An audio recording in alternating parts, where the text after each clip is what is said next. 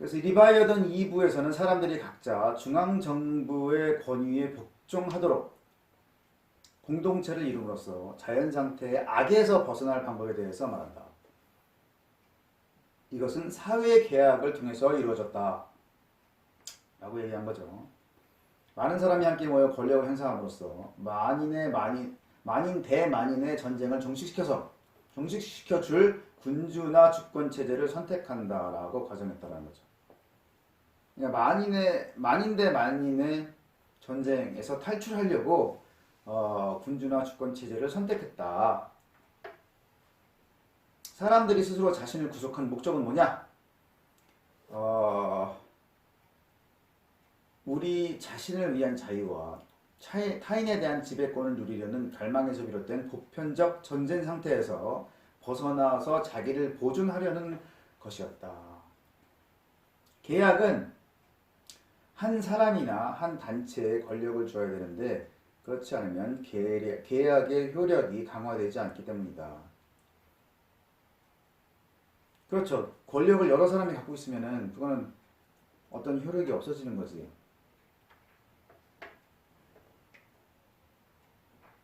로크와 루소에서와는 달리 홉스의 계약은 시민과 지배 권력이 맺지 않는다.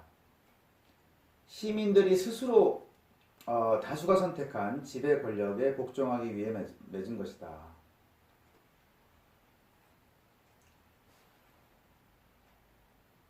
그러니까 지배 권력이라는 게 원래 있지 않다라는 얘기예요. 시민들의 선택과 함께 시민의 정치적 힘도 사라진다. 그러니까 우리가 지배 권력을 이제 만들고 나서는 우리는 힘이 없어지는 거예요. 그 지배 권력이 다 힘을 갖고 있고, 홉스의 체계 안에서 군주의 권력은 제한이 없다. 군주가 모든 의견의 표현에 대해 검열권도 갖고 있다. 재산과 관련된 법률은 모두 군주의 승인을 받아야 한다. 왜냐? 자연 상태에서 재산은 없다. 재산은 정치 체제의 산물이므로 정부가 하고 싶은 대로 처리해도 된다. 홉스는 군주에게 복종할 의무에 대해서 한 가지 제한을 둔다. 그러니까 무한정 복종할 의무가 있는 건 아니다. 자기 보존의 권리를 절대적 권리로 간주하며 국민은 군주에게 대립할 때에도 자기 방어권을 가진다. 그러니까 지배 권력을 만든 것 자체가 자기 보존을 위해서 했기 때문에 자기 보존이 안 된다 그러면 그 지배 세력에 대항할 수가 있다라는 얘기예요. 개인은 자신을 보호해 줄 만한 권력을 잃은 군주한테 복종할 의무가 없다. 그렇죠? 자신 보호가 더 이상 안 되는데 그런 군주는 필요가 없는 거죠. 군주는 외국과 거래하는 무역을 규제할 권리도 갖는다. 그리고 시민법에 복종하지 않아도 된다. 군주의 처벌할 권리는 정의 개념에서 생겨나는 게 아니다.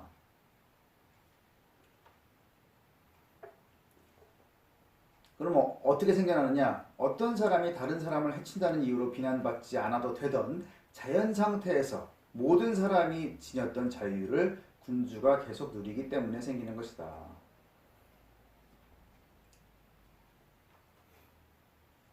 그러니까 정의 개념이 아니고 옛날에는 정부가 없을 때는 어떤 사람이 다른 사람을 해친다는 이유로 비난을 받지 않았어요.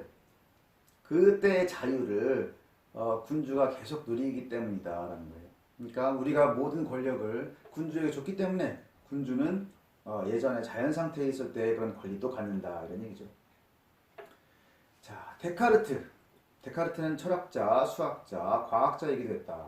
기하 분야에서 위대한 업적을 이뤘다. 그게 뭐냐? 좌표 기하학을 발명한 것이다. 어떤 문제를 풀었다고 가정하고 가정의 논리적 귀결을 검토하는 해석적 방법을 사용했다. 해석적 방법이라는 것이 그럼 뭐예요? 어떤 이제 문제가 풀렸다라고 생각을 하고 그것이 논리적으로 맞는지 안 맞는지를 이제 검토하는 거라. 데카르트가 연구한 수학의 도착점은 좌표를 사용한 점이다. 좌표란 뭐냐? 평면 위에서 차지하는 점에 위치를 고정된 두 선에서 떨어진 거리에 따라 결정하는 표이다. 그러니까 이게 뭐예요? X축, Y축이 있는 그래프를 얘기하는 거예요. 인간은 동물과 달리 손과 선에 영혼이 깃들어 있다. 이게 이제 뇌에 있는 어떤 그 물질을 분비하는 선인 거죠. 근데 거기에 영혼이 깃들어 있다고 생각을 했어요. 영혼이 선과 선에서 생명혼과 접촉한다. 그래서 영혼과 육체의 상호작용이 일어난다. 이렇게 데카르트가 생각을 했다는 거예요. 우주 안에서 운동의 총량은 일정 불변하므로 영혼도 운동량에 영향을 주지 못하지만 영혼은 생명혼의 운동 방향을 바꾸어 간접적으로 육체의 다른 부분을 이리저리 움직일 수 있다. 그러니까 우리가 생각한 대로 움직이는 게 어떻게 움직이는 거냐 이거예요. 우리가 오른손을 움직였다 그러면 오른손을 움직이죠. 그게 어떻게 되는 거냐. 운동의 총량은 불변이니까 영혼도 운동량에는 영향을 못 주는데 운동 방향은 바꿀 수가 있다는 거예요. 그래서 영혼이 육체를 통제할 수가 있다 이런 얘기예요. 근데 데카르트 이론의 일부는 데카르트 학파에 속한 네덜란드 출신의 제자 헬링크스가 처음 포기했다. 이거는 안 되는 이론이다. 그 뒤에 이어서 말브랑슈와 스피노자도 포기했다. 자, 물리학자들이 발견한 운동량 보존 법칙에 따르면 세계 안에서 운동의 총량은 주어진 방향에서도 불변한다. 방향도 못 바꾼다는 거예요. 모든 물리작용이 충돌의 자연력으로 일어난다고 가정하면 역학 법칙만으로 물질의 운동을 충분히 결정해서 정신이 영향을 미칠 여지는 없어진다.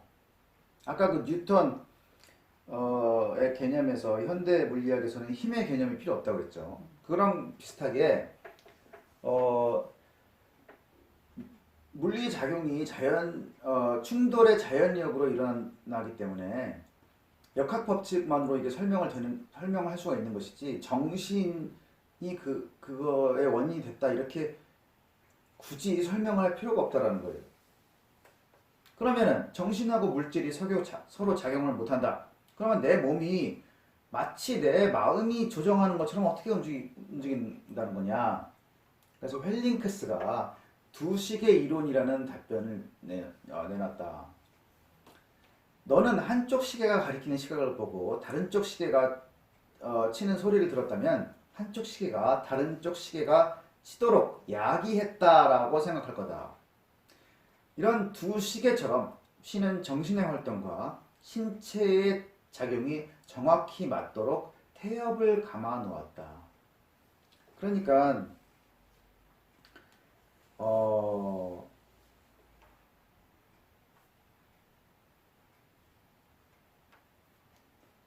정신하고 물질이 서로 작용을 안 하는데 어떻게 내 정신이 생각한 것처럼 내 신체를 움직이느냐 요거를 이제 생각해 보면은 시계 두 개가 똑같이 가는 게 이 시계 때문에 다른 시계가 똑같이 가는 게 아니고 타이밍을 맞춰놨다는 거예요. 타이밍을. 그래서 이 시계가 딱 갔을 때 여기 이 시계가 울리게 다른 시계가 울리게 만들어 놓은 게 두 시계의 타이밍을 맞춰 놓은 거다. 그러니까 정신이 생각하는 거랑 신체가 움직이는 거랑 정신이 물질에 영향을 줄 수가 없기 때문에 정신이 생각하는 거랑 신체의 움직임이랑 타이밍을 신이 맞춰놨다라는 그런 이론이에요. 그래서 헬링크스의 이론이 타당하다면 일종의 사전이 만들어져야 된다. 그러한 사전을 통해서 대뇌에서 발생한 각 사건을 상응하여 일어난 정신의 사건으로 번역하는 일이 가능하다.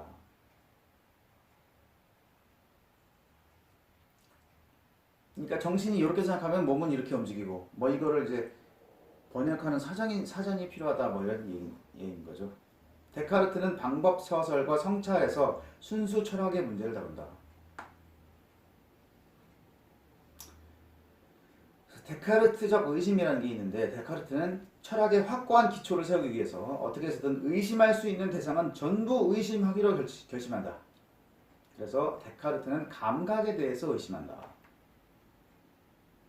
자, 나는 여기 실내복을 입은 채 난로가에 앉아있는 상태를 의심할 수 있을까? 의심할 수 있다. 나는 사실은 옷을 벗은 채 침대에 누워 자면서 여기 앉아있는 꿈을 꾸곤 했다. 그러니까 감각이라는 것을 믿을 수가 없다라는 거예요.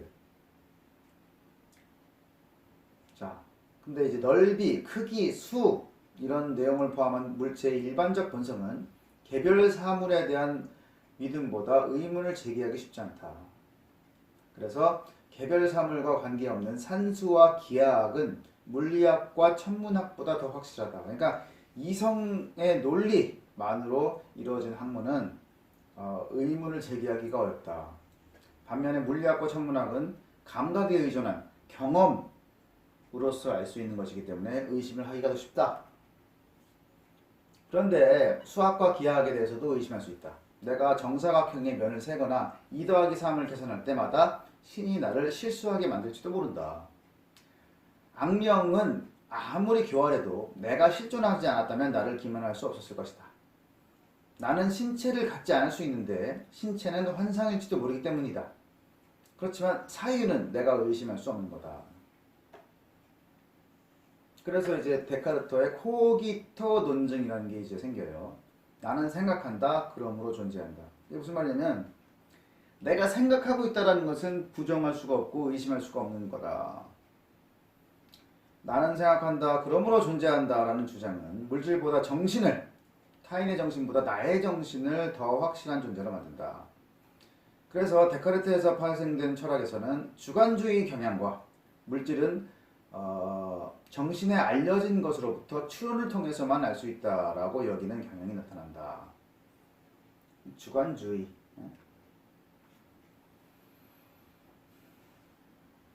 물체에 대한 인식 문제에서 벌집에서 제시한 밀랍 조각의 예를 드는데, 밀랍의 성질은 감각을 통해서 분명하게 드러나는데, 밀랍은 꿀맛이 나고 꽃향기를 풍기며 감각 가능한 특정한 빛깔과 크기와 모양을 갖는다. 근데 이것을 난로가에 넣으면 이러한 성질이 바뀌지만 그것은 여전히 밀랍이다. 그래서 오감에 드러난 현상은 밀랍 자체가 아니다.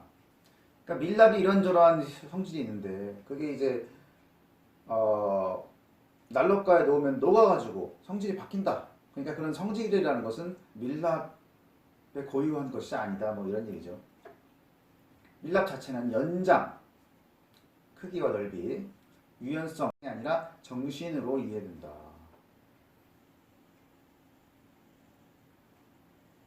그래서 데카르트가 이렇게 생각했다.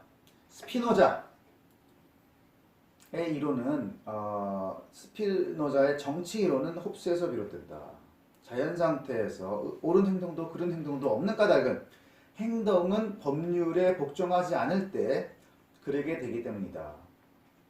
그러니까 자연 상태에서는 법률 자체가 없으니까 옳은 행동도 그런 행동도 없다라는 거죠. 군주가 그런 행동을 할 리 없다라고 주장을 했고, 교회는 전적으로 국가의 권력 아래 종속되어야 된다라는 홉스의 견해에 동의한다.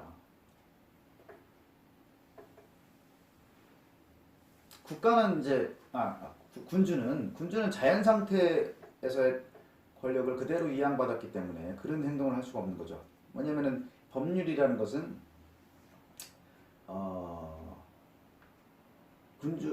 자연 상태에서는 법률이 없기 때문에, 그죠? 그러니까 그런 행동을 할 수가 없는 거죠. 그리고 이제 우리가 권력을 준 게 국가이기 때문에 교회도 국가에 종속돼야 된다. 근데 스피노자는 가장 자연스러운 정부가 민주주의라고 생각했다. 그래서 홉스와 좀 달랐다. 국민이 군주를 위해서 모든 권리를 희생해서는 안 된다라는 점에서도 달랐다. 언론의 자유가 중요하다고 생각했다. 이게 홉스와 달랐던 점. 스피노자의 형이상학은 파르메니데스가 계시한 유형에 속한다. 하나의 실체, 바로 신이자 자연이 있을 뿐이고 유한한 아무것도 스스로 존립하지 못한다. 파르메니데스는 뭐예요? 변하는 건 없다 라고 생각한 사람이죠.